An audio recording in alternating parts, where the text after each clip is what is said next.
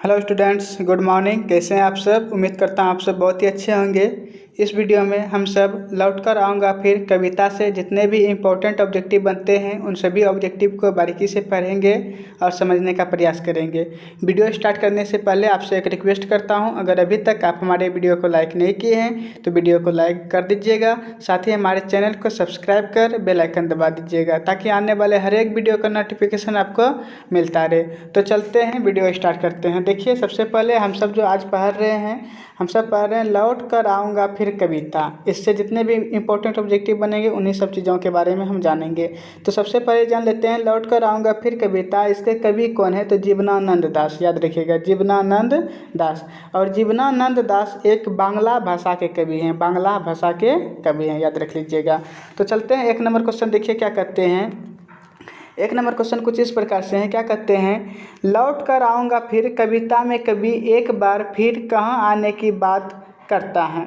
अर्थात लौट कर आऊँगा फिर कविता में कवि जो है एक बार पुनः जन्म लेने के लिए सोचते हैं। और वो कहाँ जन्म लेने के लिए सोचते हैं, कहाँ आने की बात करता है? तो याद रख लीजिएगा, इसका आंसर हो जाएगा मातृभूमि बंगाल में, अपनी मातृभूमि बंगाल में। ठीक है, काहे कि बांग्ला भाषा के ही कवि हैं और लेखक का घर कवि का घर बंगाल में ही है, इसलिए एक बार फिर से लौटकर अपने ही मातृभूमि बंगाल में वो आने के लिए चाहते हैं। अर्थात मृत्यु के बाद जो दोबारा जन्म होगा उसका, वो सोचते हैं कि हमारा जन्म फिर से बंगाल में ही हो। नेक्स्ट क्वेश्चन देखते हैं क्या कहते हैं।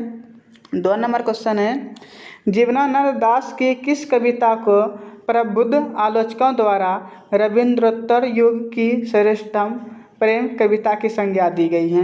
तो इसका आंसर याद रखिएगा, वनलता सेन, वनलता सेन। और इसी कविता के कारण से, इसी काव्य संग्रह के कारण से जीवनानंद दास को पुरस्कार भी मिला था, याद रखिएगा।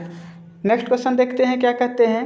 नेक्स्ट क्वेश्चन है, लौट कर आऊँगा फिर कविता किस कवि द्वारा भाषांतरित है?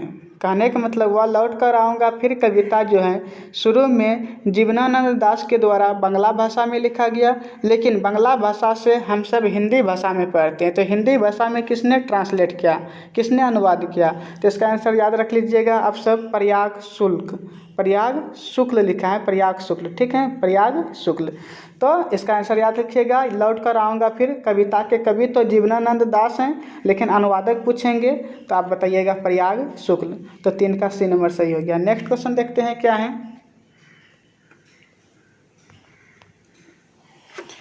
नेक्स्ट क्वेश्चन देखिए 4 नंबर क्या कहते हैं। गंध जहाँ होगी भरी घास की किस कवि की पंक्ति है? कहता है गंध जहाँ होगी घास की किस कवि की पंक्ति है? तो याद रखिएगा जीवनानंद दास की, जीवनानंद दास की। ठीक है, नेक्स्ट क्वेश्चन देख लेते हैं हम सब। 5 नंबर देखिए क्या कहते हैं। 5 नंबर क्वेश्चन है, जीवनानंद दास किस भाषा के रचनाकार हैं? तो जीवनानंद दास बांग्ला भाषा के रचनाकार हैं। किस भाषा के रचनाकार हैं? बांग्ला भाषा के, याद रखिएगा। नेक्स्ट क्वेश्चन देखते हैं। नेक्स्ट क्वेश्चन है, जीवनानंद दास के निधन उपरांत लगभग कितनी कहानियाँ प्रकाशित हुई थी? अर्थात मरने के बाद लगभग कितनी कहानियाँ प्रकाशित हुई थी?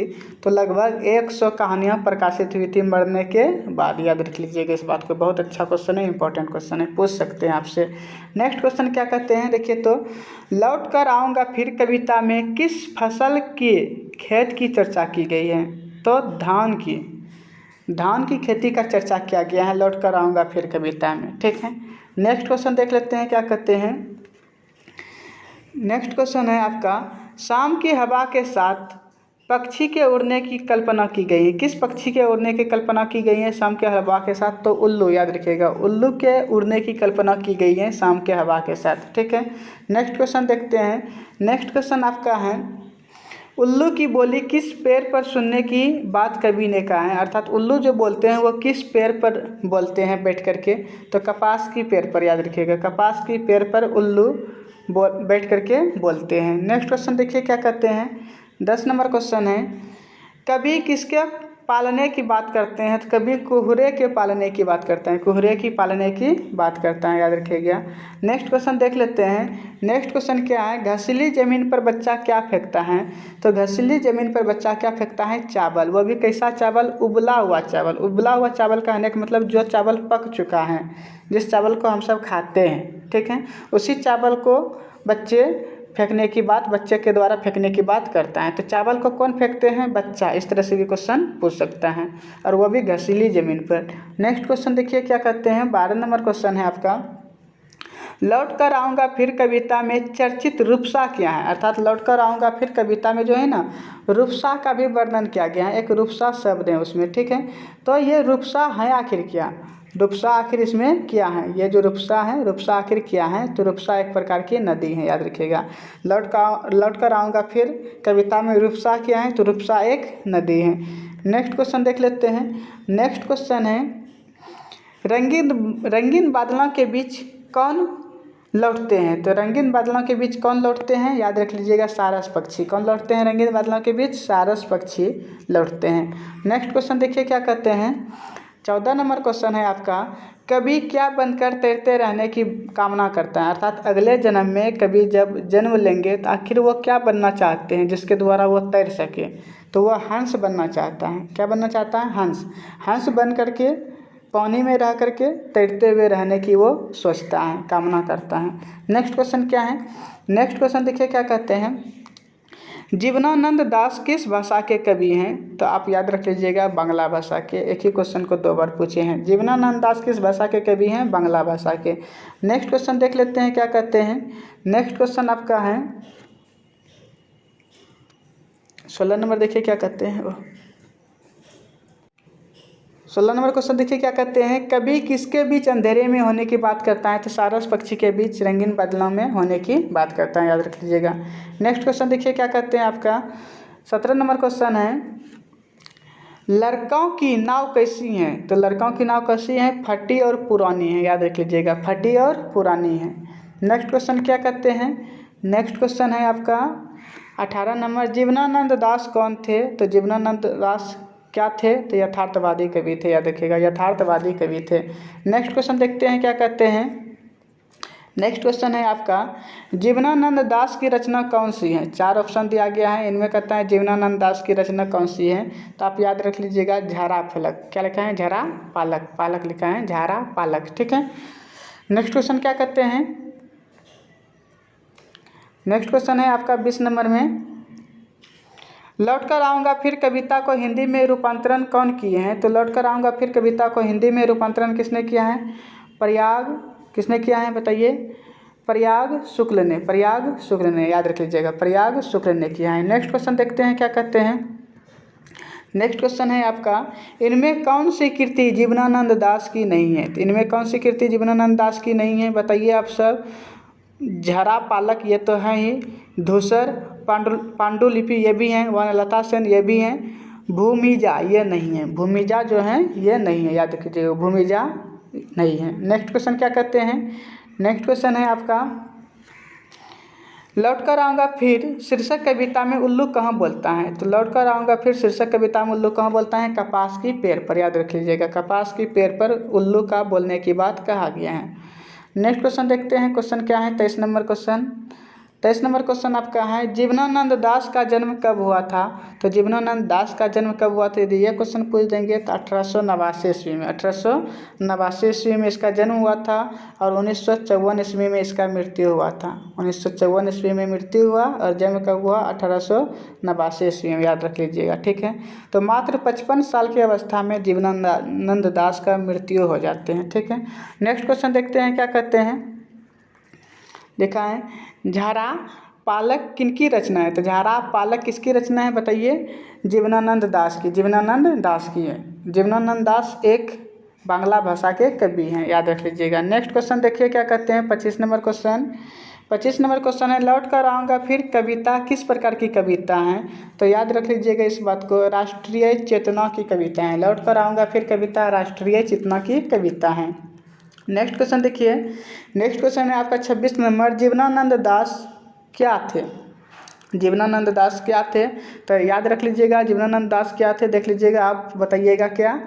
साहित्यकार। क्या बताइएगा? साहित्यकार। डी नंबर ऑप्शन में साहित्यकार है, तो साहित्यकार आप याद रख लीजिएगा, ठीक है। नेक्स्ट क्वेश्चन देखते हैं क्या कहते हैं।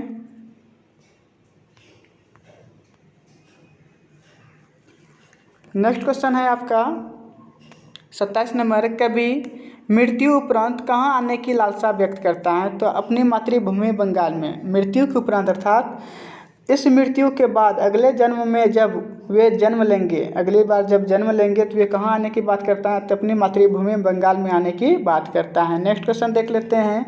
नेक्स्ट क्वेश्चन है आपका सातती तारार, क्या लिखा है? तारार तिमिर किसकी रचना है, किसकी कृति है? सातटी तारार तिमिर किसकी कृति है? तो याद रख लीजिएगा आप सब जीवनानंद दास की, जीवनानंद दास की। नेक्स्ट क्वेश्चन देखिए क्या कहते हैं। नेक्स्ट क्वेश्चन क्या है? कवि किसके आमंत्रण पर आने की बात करता है? तो कवि किसके आमंत्रण पर अगले जन्म में बंगाल में ही आने की बात करता है? तो याद रख लीजिएगा आप सब, नदियों और मैदानों के आमंत्रण पर अगले जन्म में कवि बंगाल में ही आने की बात व्यक्त करता है। नेक्स्ट क्वेश्चन क्या है? नेक्स्ट क्वेश्चन देखिए 30 नंबर क्वेश्चन है आपका, कवि अगले जन्म में क्या क्या बनने की संभावना व्यक्त करता है? तो कवि अगले जन्म में क्या क्या बनने की संभावना व्यक्त करता है? तो इसका आंसर सुनिए, कौवा, हंस, उल्लू, सारस। 30 का बी नंबर सही हो गया, कौवा, हंस, उल्लू, सारस। तो यह क्वेश्चन 2 नंबर में भी पूछते हैं, कवि अगले जन्म में क्या क्या बनने की संभावना व्यक्त करता है? तो आप लिखिएगा, कवि अगले जन्म में हंस, कौवा, उल्लू और सारस पक्षी बनने की बात कहता है। ठीक है। और कभी अगले जन्म में कहाँ पर जन्म लेने की बात करता है? तो कभी अगले जन्म में अपनी मातृभूमि बंगाल में जन्म लेने की बात करता है। नेक्स्ट क्वेश्चन देख लीजिएगा क्या कहते हैं, रूपसा क्या है? तो आपको बताए थे रूपसा क्या है? बंगाल की नदी है। क्या है? बंगाल की नदी है, याद रख लीजिएगा। 31 का ए नंबर सही हो गया। नेक्स्ट क्वेश्चन देखते हैं। नेक्स्ट क्वेश्चन है आपका, जीवनानंद दास का काव्य संकलन कौन सा है? तो जीवनानंद दास का काव्य संकलन कौन है? ए नंबर देखिए महापृथ्वी, बी नंबर में झरा पालक, सी नंबर में मन विहंगम, डी नंबर में इनमें से भी। तो याद रख लीजिएगा इनमें से सभी, डी नंबर इसका सही हो गया। नेक्स्ट क्वेश्चन देख लेते हैं। 33 नंबर क्वेश्चन क्या कहते हैं? 33 नंबर क्वेश्चन है, जीवनानंद दास की श्रेष्ठ प्रेम कविता कौन सी है? श्रेष्ठ प्रेम कविता कौन सी है? तो याद रख लीजिएगा वनलता सेन एक श्रेष्ठ प्रेम कविता है। और ये भी क्वेश्चन पूछ सकते हैं कि वनलता सेन के कवि कौन है? तो आप बताइएगा जीवनानंद दास, जीवनानंद दास। नेक्स्ट क्वेश्चन देखिए क्या कहते हैं। नेक्स्ट क्वेश्चन है, वनलता सेन काव्य संकलन के लिए जीवनानंद दास को कब श्रेष्ठ काव्य ग्रंथ के पुरस्कार से पुरस्कृत किया गया है? तो वनलता सेन के लिए जीवनानंद दास को पुरस्कार भी दिया गया है। तो वह कब दिया गया है? तो 1952 ईस्वी में। कब दिया गया? 1952 ईस्वी में, याद रख लीजिएगा। नेक्स्ट क्वेश्चन देखते हैं क्या कहते हैं। नेक्स्ट क्वेश्चन है, जीवनानंद दास का निधन कब हुआ था? तो जीवनानंद दास का निधन कब हुआ था? 1954 ईस्वी में। 1954 ईस्वी में निधन हो गया था। और जन्म कब हुआ था? 1899 ईस्वी में। मात्र 55 साल की अवस्था में जीवनानंद दास का क्या हुआ था? मृत्यु हुआ था, याद रखिएगा, मात्र 55 साल की अवस्था में। नेक्स्ट क्वेश्चन देख लेते हैं। 36 नंबर क्वेश्चन क्या कहते हैं?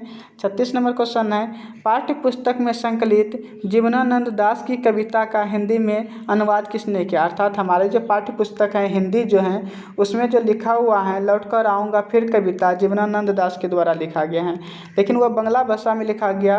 बांग्ला भाषा से हिंदी भाषा में अनुवाद किसने किया? तो प्रयाग शुल्क ने, प्रयाग शुल्क ने, याद रख लीजिएगा। नेक्स्ट क्वेश्चन देखिए क्या कहते हैं। 37 नंबर क्वेश्चन आपका क्या है? 37 नंबर क्वेश्चन है, किसने जीवनानंद दास की बहुप्रशंसित और प्रसिद्ध कविता का हिंदी में अनुवाद किया था? तो किसने किया था? याद रख लीजिएगा प्रयाग शुल्क ने, प्रयाग शुल्क ने। नेक्स्ट क्वेश्चन देखते हैं क्या कहते हैं और लास्ट है इस चैप्टर का, जीवनानंद दास को जाना जाता है, जीवनानंद दास को किस रूप में जाना जाता है? तो याद रख लीजिएगा बांग्ला के आधुनिक कवि के रूप में, बांग्ला के आधुनिक कवि के रूप में जीवनानंद दास को जाना जाता है। तो एक बार हम रिवीजन करते हैं, कुछ इंपॉर्टेंट क्वेश्चन पढ़ लेते हैं, याद कर लेते हैं। तो आप याद रख लीजिएगा सबसे पहले लौट कर आऊँगा फिर कविता के कवि कौन है? जीवनानंद दास। लौट कर आऊँगा फिर कविता के अनुवादक कौन है? प्रयाग शुक्ल। ठीक है। और जीवनानंद दास किस भाषा के कवि हैं? बांग्ला भाषा के कवि हैं। और जीवनानंद दास का जन्म कब हुआ था? तो 1899 ईस्वी में जन्म हुआ था। मृत्यु कब हुआ था? 1954 ईस्वी में मृत्यु हुआ था। ठीक ना, 1954 ईस्वी में मृत्यु हुआ था। और मात्र 55 वर्ष की अवस्था में इसका मृत्यु हुआ था। और मरने के बाद कितना कहानियाँ प्रकाशित हुआ था?